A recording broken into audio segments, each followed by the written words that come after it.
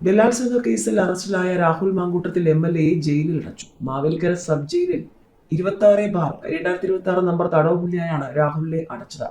അതീവ ഗുരുതര സ്വഭാവത്തിലുള്ള മൂന്നാം ബലാത്സംഗ കേസിലാണ് അറസ്റ്റ് ചെയ്ത് റിമാൻഡിലായതെങ്കിലും രാഹുലിന് കുലുക്കം.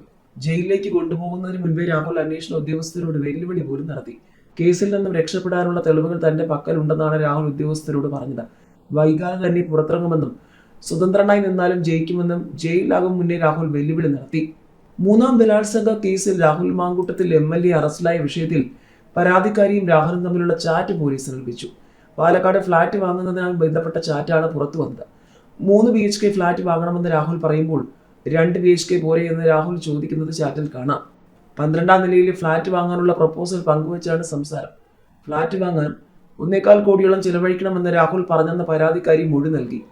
ബലാത്സംഗ കേസിൽ റിമാൻഡിലായ രാഹുൽ മാങ്കൂട്ടത്തിൽ തിരുവല്ല മജിസ്ട്രേറ്റ് കോടതിയിൽ നൽകിയ ജാമ്യ ഹർജിയിലെ വാദങ്ങൾ പുറത്ത്. മൂന്നാം പീഡന പരാതിയിൽ പറയുന്ന മുഴുവൻ കാര്യങ്ങളും വ്യാജമാണെന്നും ബാലിശമാണെന്നുമാണ് ഹർജിയിലെ വാദം. ഹർജിക്കാരനെ അപകീർത്തിപ്പെടുത്താനും ഹർജിക്കാരനെ ജയിലിലടയ്ക്കാനുമുള്ള ദുരുദ്ദേശത്തോടെയുള്ളതാണ് പരാതിയെന്നും ഈ കേസിൽ ബലാത്സംഗ ആരോപണം നിലനിൽക്കില്ലെന്നുമാണ് വാദം. പരാതിക്കാരി വിവാഹിതയായ ഒരു സ്ത്രീയാണെന്നും ഉഭയസമ്മതത്തോടെയുള്ള ബന്ധമാണ് ഉണ്ടായിട്ടുള്ളതെന്നും ഹർജിയിൽ പറയുന്നു. പരാതിക്കാരി തന്നെയാണ് ഹോട്ടൽ മുറി ബുക്ക് ചെയ്തത്. പരാതിക്കാരി പ്രായപൂർത്തിയാകാത്ത ആളല്ല.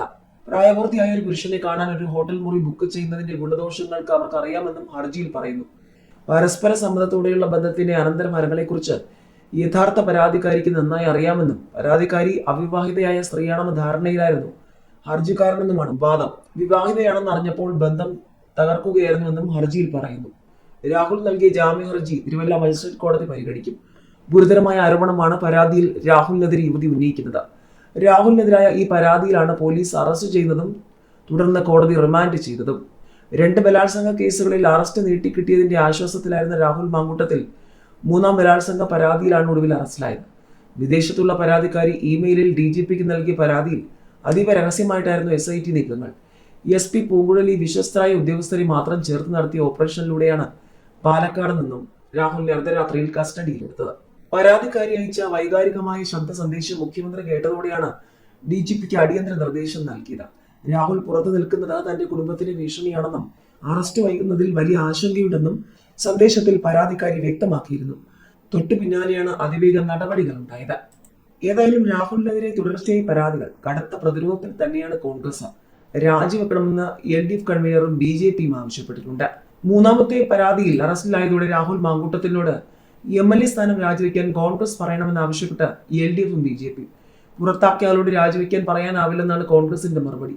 പുറത്താക്കിയെന്ന് പറഞ്ഞൊഴിയുമ്പോഴും കൈപ്പത്തി ചിഹ്നത്തിൽ ജയിച്ച MLAക്കെതിരെ അതിഗുരുതര പരാതികൾ തുടർച്ചയായി വരുന്നത് പാർട്ടി കടുത്ത പ്രതിരോധത്തിലാക്കുകയാണ്. കോൺഗ്രസിന്റെ മുഖവും നാവുമായിരുന്ന യുവ നേതാവായിരുന്നു രാഹുൽ ഇപ്പോൾ സ്ഥിരം കുറ്റവാളി എന്ന പോലീസ് വിളിക്കുന്നതിലേക്ക് എത്തി. വിവാഹ വാഗ്ദാനം ചെയ്ത ബലാത്സംഗം, ഗർഭഛിദ്രത്തിന് നിർബന്ധിക്കൽ, ഭീഷണി, സാമ്പത്തിക ചൂഷണം, രാഹുലിനെതിരെയുള്ളത് സമാനവും ഗുരുതരവുമായ 3 കേസുകളാണ്. പുറത്താക്കലെന്ന ബ്രഹ്മാസ്ത്രം പ്രയോഗിച്ചെന്ന് പറഞ്ഞൊഴിയാൻ ശ്രമിക്കുമ്പോഴും കോൺഗ്രസിന് ഊരാക്കുടുക്കാവുകയാണ് യുവ MLAക്കെതിരായ പരാതികൾ.